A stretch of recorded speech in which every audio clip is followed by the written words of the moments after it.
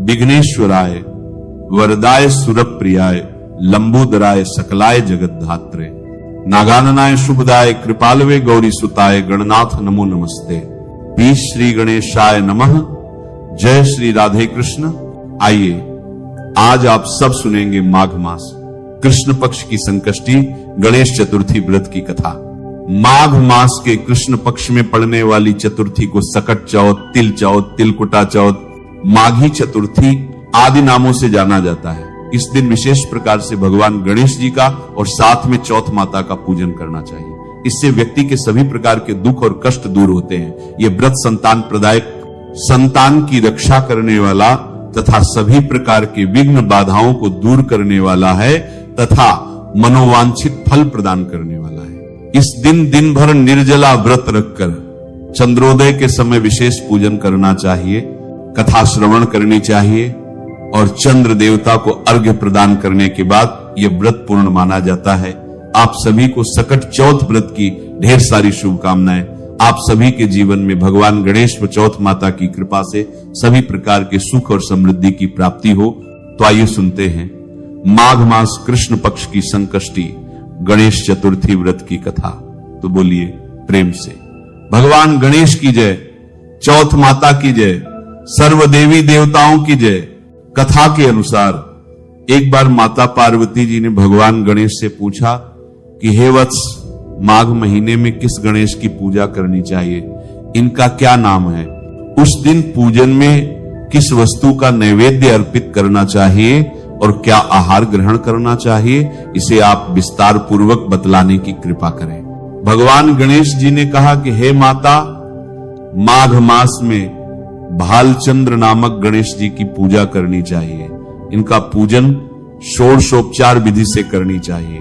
हे माता पार्वती, इस दिन तिल के 20 लड्डू बनाएं, 5 लड्डू देवता को चढ़ाएं और शेष 15 ब्राह्मण को दान दें। ब्राह्मण की पूजा भक्ति पूर्वक करके उन्हें दक्षिणा देने के बाद उन 5 लड्डुओं को उन्हें प्रदान कर दें। हे देवी, और अन्य तिल के लड्डुओं का आहार स्वयं ग्रहण करें। इस संबंध में मैं आपको एक वृत्तांत सुनाता हूं। सतयुग में हरिश्चंद्र नामक एक प्रतापी राजा हुए थे। वे क्षत्रिय धर्म में पट्टू, सरल स्वभाव, सत्यनिष्ठ और विद्वान ब्राह्मणों के पूजक थे। हे देवी, उनके शासन में अधर्म नाम की कोई वस्तु नहीं थी। उनके राज्य में कोई अपाहिज, दरिद्र या दुखी नहीं था। सभी लोग आदि व्याधि से रहित एवं दीर्घायु वाले होते थे। उन्हीं के राज्य में एक ऋषि शर्मा नामक तपस्वी ब्राह्मण रहते थे। एक पुत्र की प्राप्ति होने के बाद ही वे स्वर्गवासी हुए। पुत्र का भरण पोषण उनकी पत्नी करने लगी। वह विधवा ब्राह्मणी भिक्षा के द्वारा पुत्र का पालन पोषण करती थी। ब्राह्मणी ने माघ मास की संकष्टी चतुर्थी का व्रत किया।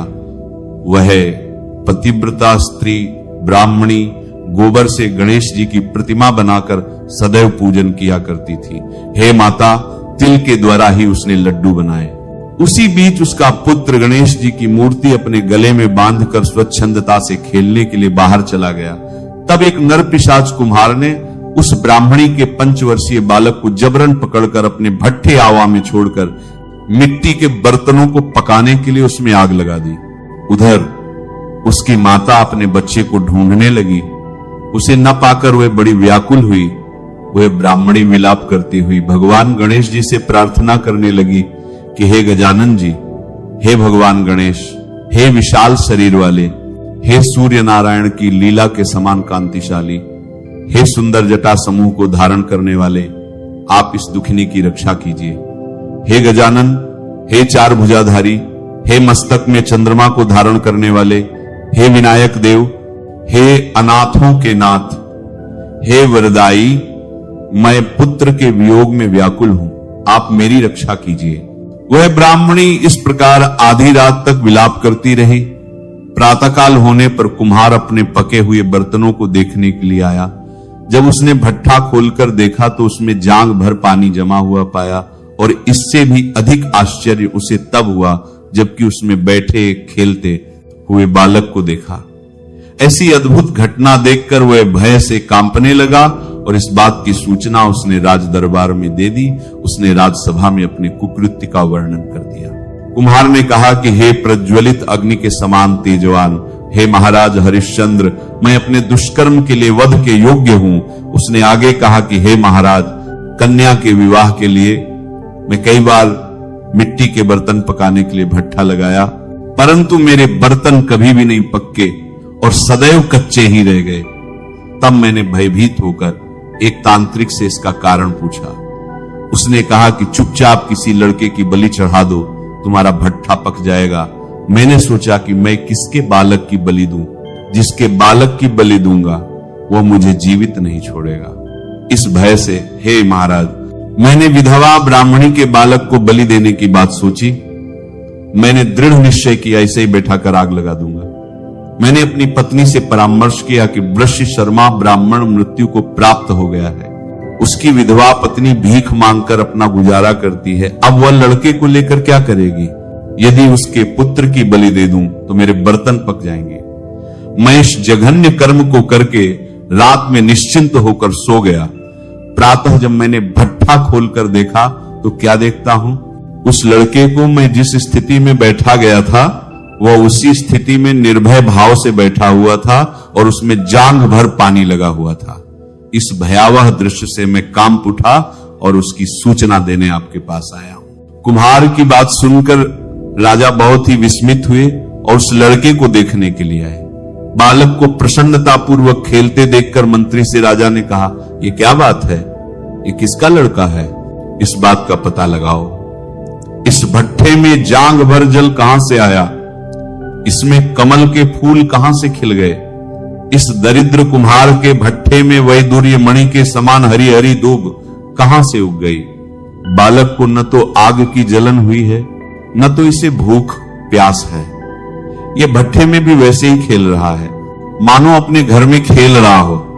राजा इस तरह की बात कह ही रहे थे कि वह ब्राह्मणी वहां बिलखती हुई आ पहुंची। वह कुम्हार को कोसने लगी। जिस प्रकार गाय अपने बछड़े को देखकर रंभाती है, ठीक वही अवस्था उस बुढ़िया की थी।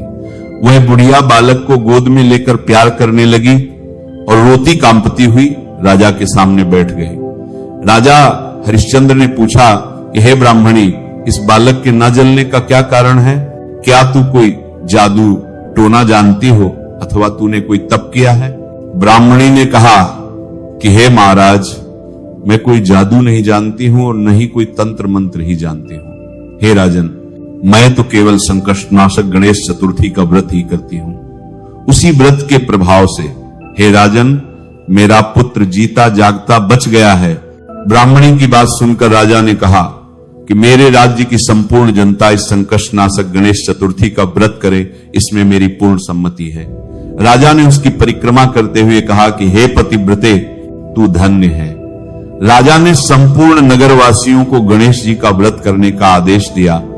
इस आश्चर्यकारी घटना के कारण सभी लोग उस दिन से प्रत्येक मास की गणेश चतुर्थी का व्रत करने लगे।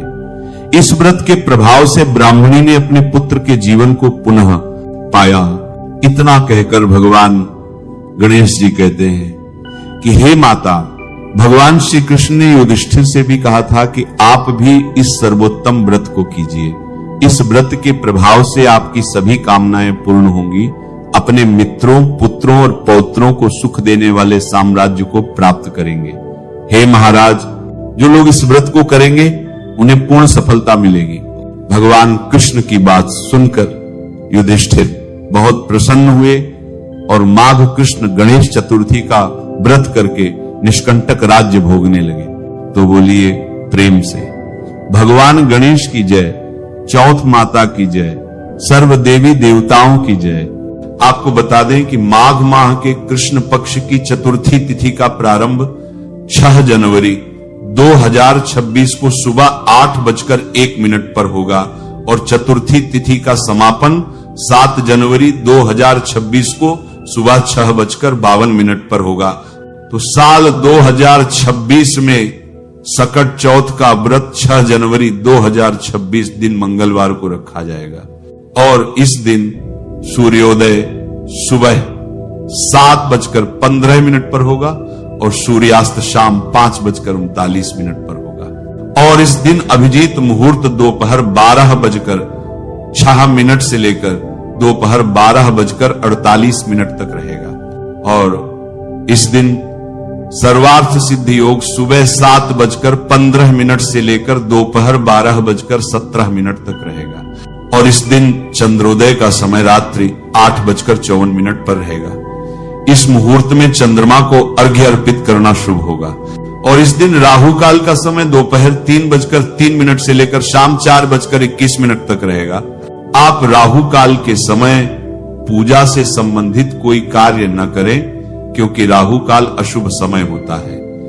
इस दिन माताएं पूरा दिन निर्जला व्रत रखती हैं और शाम को गणेश पूजन और चंद्रमा को अर्घ्य देने के बाद ही जल ग्रहण करती हैं। चंद्रमा के दर्शन और पूजा करके ही सकट चौथ का व्रत खोला जाता है।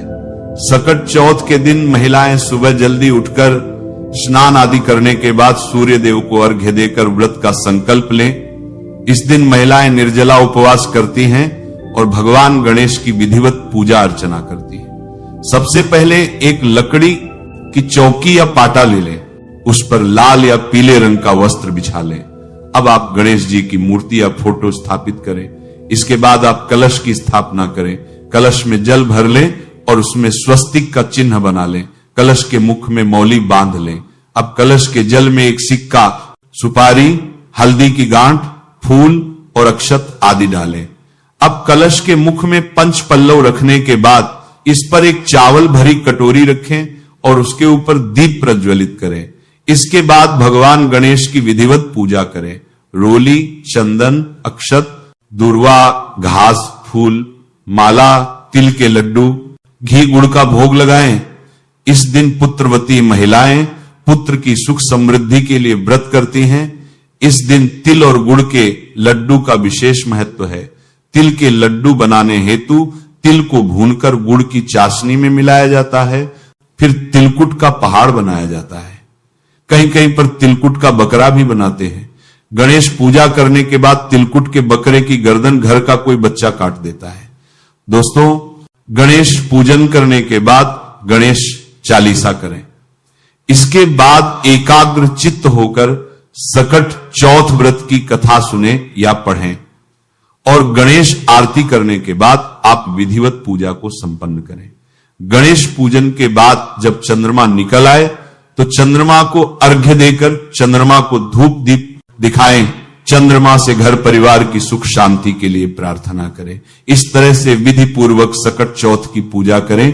पूजा के बाद अपनी सास को बायना देकर उनके पैर छूकर उनका आशीर्वाद लें। इसके बाद तिल गुड़ का प्रसाद खाकर अपना व्रत खोलें।